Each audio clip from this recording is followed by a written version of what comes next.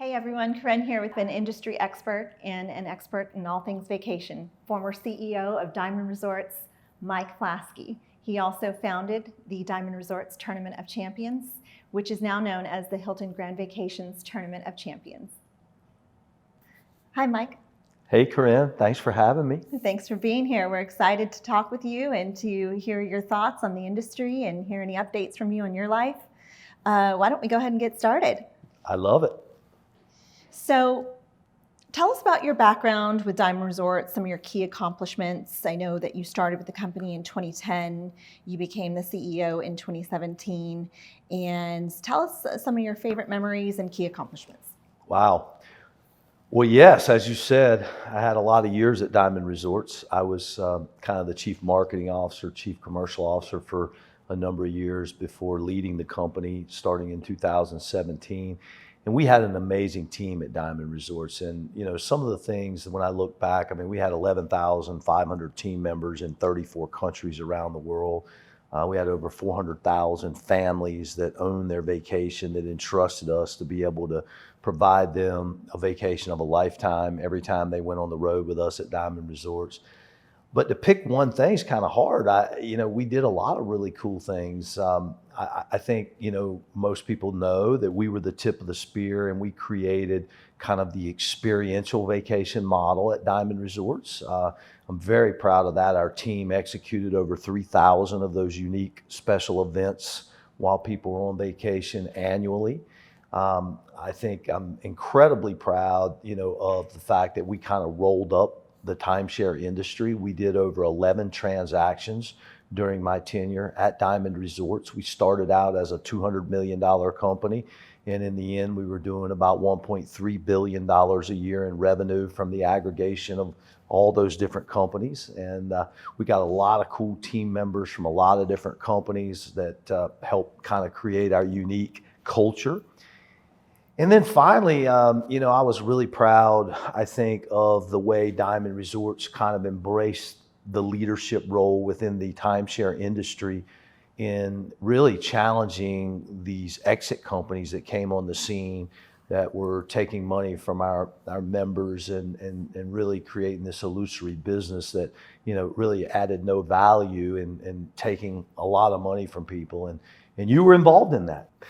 And then I would say, we would have to add, leading the company to ultimately become sold to Hilton Grand Vacations had to be at the top of the list. It was incredible for our members to have that Hilton brand now and the power of being able to go to all those Hilton properties as far as the hotels are concerned around the world, in addition to the HGV timeshare properties, I think was amazing for our members.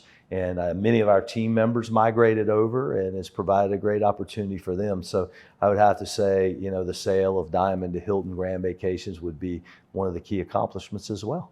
Wow, that's amazing, and congratulations. Thank you. Thank you very much. So I got to know, why do you think people love timeshare, and why do you think people hate timeshare? Wow, that's a great question. Well, I can give you some data. Statistically, 95% of the people that own timeshare love it. Unfortunately, the 5% that have an issue with it have really loud voices. And the fact of the matter is most of the time, they don't know how to use the product, and they don't get the proper use out of the product, and that's why they don't like it. And if they understood how to use the product, I would say that you would immediately shrink down that 5% that don't like the product. I think the reason why people love the product so much is because it gives them the opportunity to travel in a very spacious accommodation that they can bring large groups. In many cases, these accommodations are nicer, frankly, than the homes that people live in. It gives them an opportunity to go, really be a star for a week, a year, on vacation. They're spacious accommodations, as I've said, so they can bring all the family, they can bring the children, they can bring the grandchildren, so you can have these big groups. And really the convenience of having a full kitchen, the convenience of having all of the necessities that you have at home right there in that condo, provides you an opportunity to save money versus staying in a hotel. And a hotel typically is 300 square feet, and the average timeshare unit is going to be 12 to 1,400 square feet. Interesting. And how do you think vacation rentals are different than vacation ownership or timeshare? Well, I think that in every timeshare company, they have a vacation rental business. I think that the Airbnbs of the world are different than timeshare in a lot of ways. Personally, and I think, if you spoke to most of the timeshare owners, they really love the fact that they know that the timeshare industry is very, very highly regulated. And what that basically means is as simple as knowing when you show up on vacation that your towels and your sheets have all been washed in water at a certain temperature. Knowing that there was a timer, and knowing that the key card, when you're meant to check out, is going to be eliminated, and the person that stayed there last doesn't have a key, and 3 months later have the ability to walk in on you. These are some basic fundamentals, along with really the amenities. If you look at, timeshare properties in particular versus rental properties, it comes with large scale amenities on property, and you have the ability to go and do things that are right there, very convenient to you from where you're staying. So that would be my answer at really what the differences are. Now, at the same time, I think that you can get more flexibility from time to time in rentals, and I think there is absolutely a place in the market for that consumer. Great. So whether it be formally or informally, you have become known in the industry as the pioneer of experiential vacationing. Right. What is experiential vacationing, and how has it shaped or changed timeshare? First of all, thank you. That's an amazing accolade, and and I don't take that lightly, because we put a lot of time and effort into becoming that kind of leading company in the timeshare space as it related to experiential vacations. And I have to say, we had a ton of great team members that helped bring that vision to light. You can never do that yourself, and without them, we wouldn't have been able to successfully do it. But when we thought about envisioning what experiential vacations were, for years, the industry was built around the accommodation, the physical sticks and bricks, right? And as time has changed, and as the millennials and the Gen X and the Gen Zs have come along, they really put more emphasis on experiences than they do accommodations. So we knew that in order to be on the cutting edge, we had to be able to adapt and get out there and come up with what we thought would be something that people would buy and something that they would enjoy. And really, we had to differentiate ourselves from the brands, because we didn't have a Hilton or a Marriott or a Hyatt, right? And so what we did was we created these unique experiences where, while someone was on vacation, they could go and they could catch a concert with a Lee Brice or a Lauren Elena or a Carly Pierce. And while you're there using your vacation, you basically walk over, and just you and 200 of your other owners have this unique experience to not only get to meet the artist, get to spend time with the artist. The artist is FaceTiming and calling your family members back home. You get to take all these pictures, but you get this unique evening where, instead of having to go down to an arena and watch the artist with 15,000 people, you actually can sit there and do it with a couple hundred people at your home resort. But it's not just music. I mean, we did it with Major League Baseball. We did it with, spring training. We had Reggie Jackson and Gaylord Perry that would take families to Arizona with the San Francisco Giants, and, to Tampa with the New York Yankees. We had the NFL, we had really wine and food and all kinds of things that really spoke to our members. And we really looked at each category, as unique and different. And the arts, and so music, the arts, sports, all of those things really provided an entertainment value that was above and beyond what they bargained for when they bought their timeshare. So now all of a sudden you go on a week of vacation and you get this unique experience, and all of a sudden now you're telling your friends about it. Now you want to bring your friends, you want to plan your vacation around the calendar of when these special unique events are going to be taking place at the various resorts. And it was a game changer. And in the end, Mark Wang, who is the CEO of Hilton Grand Vacations, he's publicly said that he continues to envision this growing further and further. In 2023, on his public earnings call after the first quarter, he said they'll do over 4,000 of these unique events. And so now what's happened is that Hilton kind of came in behind Diamond after the merger, and they put what I call the good housekeeping stamp of approval from a branded company on it, right? And so what you see now is you see everybody in the space kind of jumping in, because if you're really not doing it, you're getting left behind, because all of their owners are saying, hey, why are the HGV owners getting this, And so everybody's kind of jumping on board now. So it's cool to see. Wow, I can definitely see why vacation ownership travelers, timeshare travelers, travel club travelers are probably looking over there at these companies going, hey, I want to do that too. And you get more than just being a guest at a concert or a guest at a baseball game. You actually get interaction with these sports celebrities and celebrities.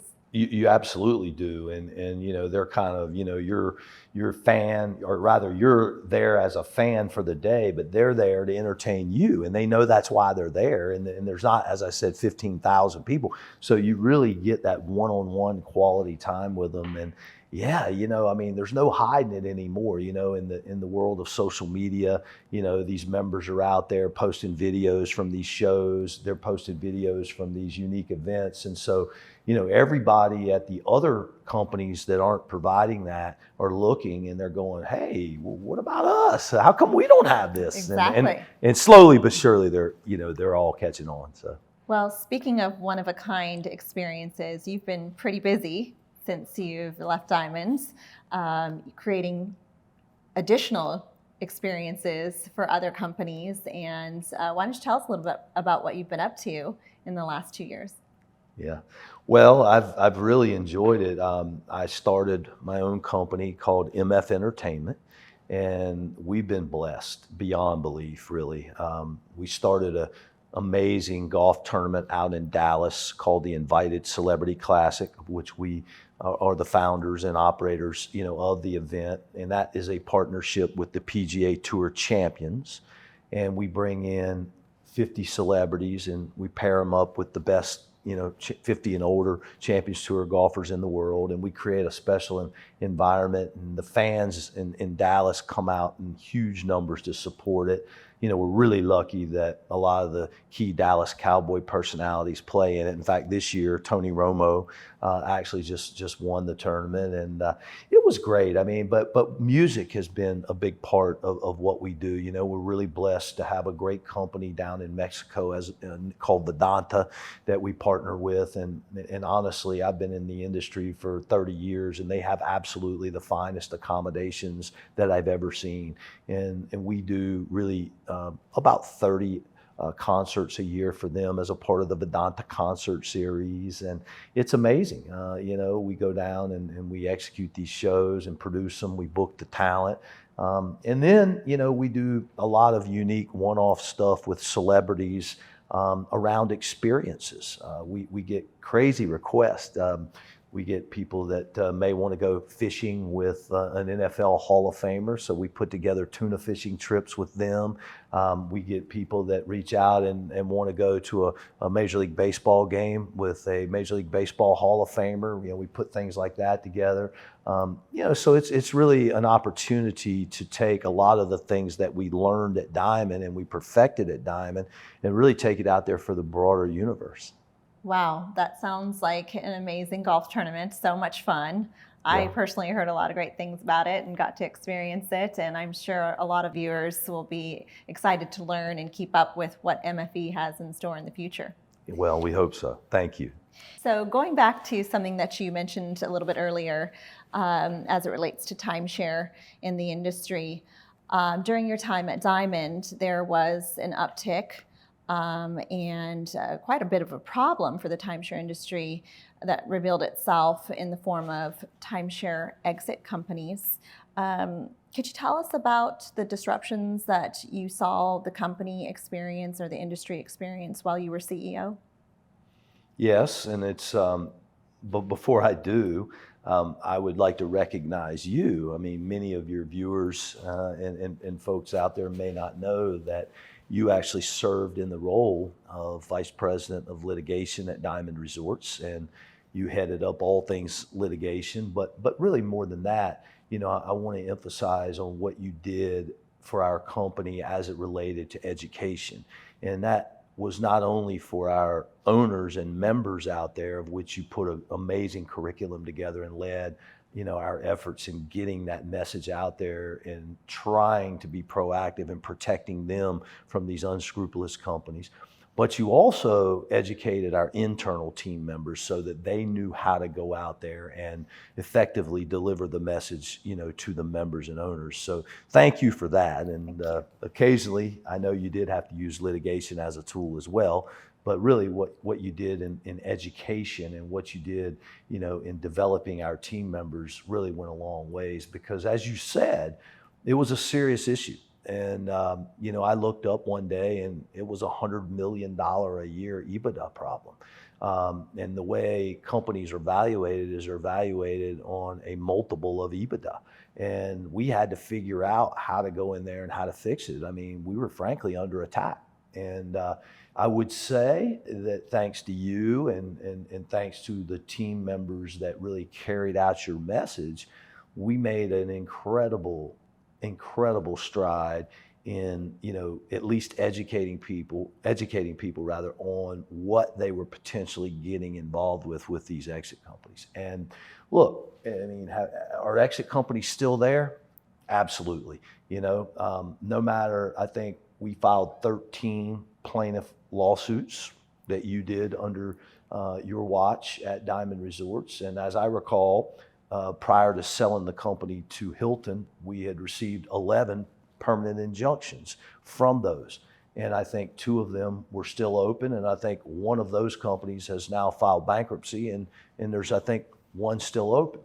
And when you look at that, one would think, oh, well, we've done our job and it's over. But it's not over, because these people that were in those 12 companies that got those injunctions, they're just going to pop back up, under another LLC, but this time a little bit smarter, because what they did in the past iteration was they kind of came out and you could see what they were doing. They were telegraphing what they were doing, because they would send us these cease and desist letters and tell us that the members were under representation. So we kind of saw it coming. And what's happening now is they've got a little more clever, and they're kind of coming in the back door, and they're using AI and voice recognition technology to come in and actually act as if they are the member, and they're just walking right in the back door of these companies. And so it's still there. It's very, very sad. I passionately got involved in the fight against this because, I saw owner after owner that were writing me letters. And in those letters, they would talk about how, they saved their money for years to go on this, timeshare vacation, and they used it for years and they enjoyed it. And, something changed in their life. Maybe a spouse had passed away. Maybe their health didn't allow them to travel any longer. And they really didn't know that all they had to do was reach out directly to the developer. And instead, they got caught in one of these nets of one of these marketing campaigns from a timeshare exit company. And it's just sad, because ultimately what happened was, they put them through a foreclosure. And they could have done that themselves. And in the end, they spent $10,000, $15,000, $20,000 to get what they thought was a service. And in reality, all they got was their credit ruined, because in the end, they just defaulted, their credit got ruined, and they didn't know until they went to help their child or their grandchild co-sign for a car or an apartment, and all of a sudden their credit, is 550. Had no idea. And then they realized why. And then me, as the CEO of the company, now I'm getting the letters, right?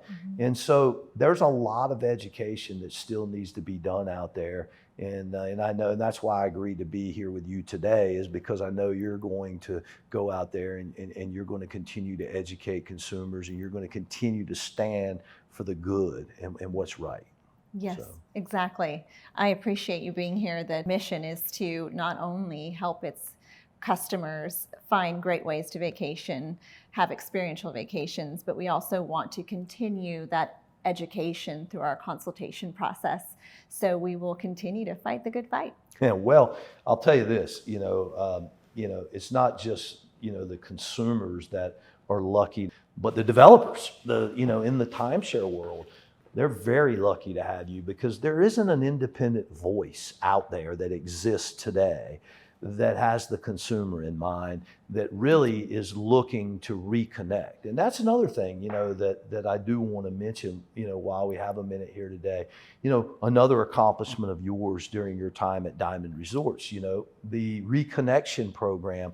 I don't think any other developer out there has that. And you created this program that was designed, every developer out there, okay, whether they know it or not, they have 25 to 35% of their members that are not traveling and are not coming back and are not using their product.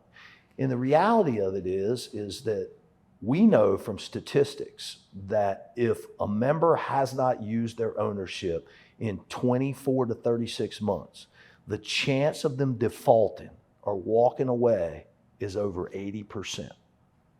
So when you know that, what you were able to do for us at Diamond was get ahead of that. And we were able to go in and we were able to flag those accounts. And it was amazing, wasn't it, when you got in there and you saw exactly what and why they weren't using it? It was simple. It was a simple fix. And you had a team of people that focused exclusively on helping those people. And I can only imagine that's your vision, to really go in and recreate that on a larger scale. That's right, it is. We want people to be happy with their ownership. We want to see people have the best vacation they can have. We want them to have these experiences that you help to create in the industry. So we're pretty excited. One last question. Yeah. As far as the future of vacation ownership, where do you see it going? What do you think? Will there be a big change? Will it stay the same? What do you predict? I think that the future of vacation ownership has never been brighter. I think I saw some statistics recently that only 6% of the eligible households in America own the product. Wow. So when you look out and you say, wow, we got 94% of the qualified households out there that don't own the product yet, you have an incredibly large universe of people, to use a marketeer's phrase, that are still out there that haven't even bought the product yet, right? Mm-hmm. The evolution of the product, as the developers and the travel clubs and different folks out there are seeing that people want more than just the accommodation, that they want the experience, has now allowed and has opened the door for the millennials and the Gen X and the Gen Z demographics to start coming through. And I follow the publicly traded companies very close, and the percentages of those demographics that are now starting to own the product are very, very encouraging. So timeshare is not your grandma and grandpa's thing that they bought in Florida in the late 70s. It has evolved, and it's continuing to evolve.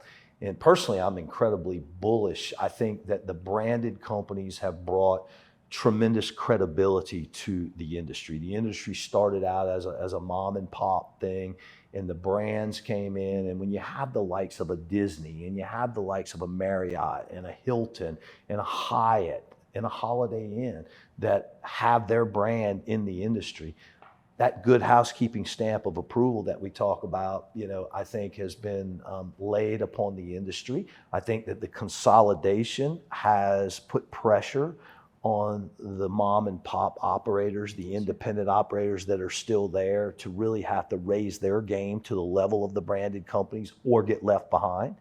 And so now with the consolidation and with all of those variables that I just talked about, I think you have the right mix that all are going to do what's in the best interest of the consumer. And that hasn't always, been the case. Now, if you ask me where I think that the timeshare industry still has challenges, it's the sales process. And, you asked me earlier on, what people love and what people don't love about their timeshare. And typically it's the sales process that they don't like. But once they own the product, the guest satisfaction rates are off the chart. And I think that the experiential model is redefining how the timeshare companies are going to market and sell their product. And I think that that's going to benefit them in the long run. The future of vacation ownership is bright. So I'm sure our viewers have loved hearing your expertise and all these things about timeshare vacation ownership. And I think they're also going to want to hear about you personally. You're a fun Okay. person, and I know you have a big presence on social media, but I want to give our viewers a chance to know a little bit about you, if you'll indulge me. I have a few fun questions. Just tell me the first thing that comes to mind. Okay, here we go.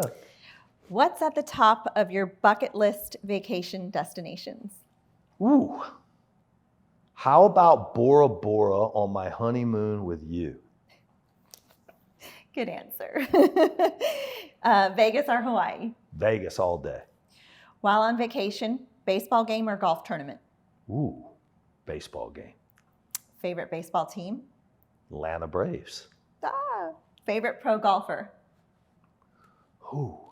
Well, I would have to say our MF Entertainment brand ambassador, Doug Barron. Dougie Barron.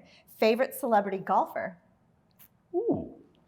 Well, I'm in that business, so I can't pick a favorite. That's like asking me to pick a favorite child. All right, I tell you what. I'm going to... Most fun. Larry the Cable Guy. Okay. I have to say, he's the man. He seems like a lot of fun.